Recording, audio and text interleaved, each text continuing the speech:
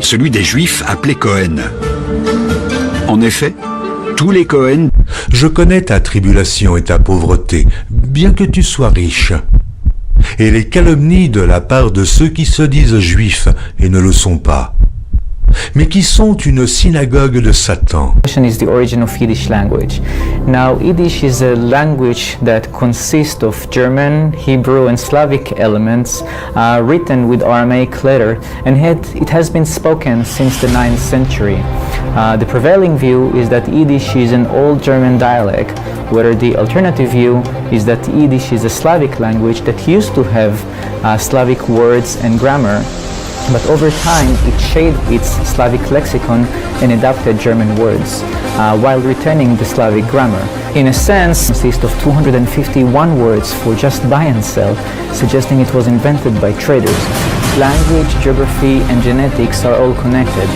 So if we have a tool that converts genetics into geography or languages, we can find our answer.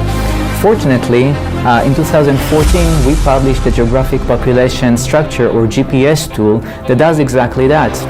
GPS converts DNA information into geography.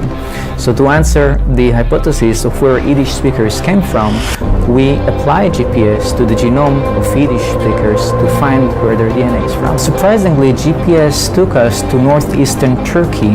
At first we did not understand the result, but when we looked at some old books, we found 4 ancient villages named Ishkenaz, Eskenaz, Ashenaz, and Ashkuz, names that may be derived from the word Ashkenaz.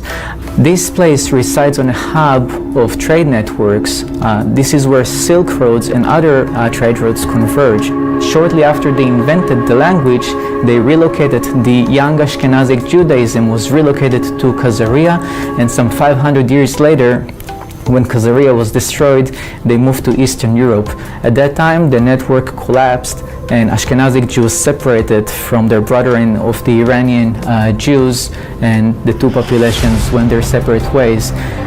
Yiddish was stopped being used as a trade language and was now started accumulating words in German while retaining the Slavic grammar. Our results are consistent with the Slavic hypothesis, suggesting that Yiddish has a Slavic origin and that it has originated in ancient Ashkenaz that is located in northeastern Turkey. By applying GPS to the genome of Yiddish speakers, we were able to find ancient Ashkenaz and villages where the DNA of Yiddish speakers has originated probably over 1500, 2000 years ago.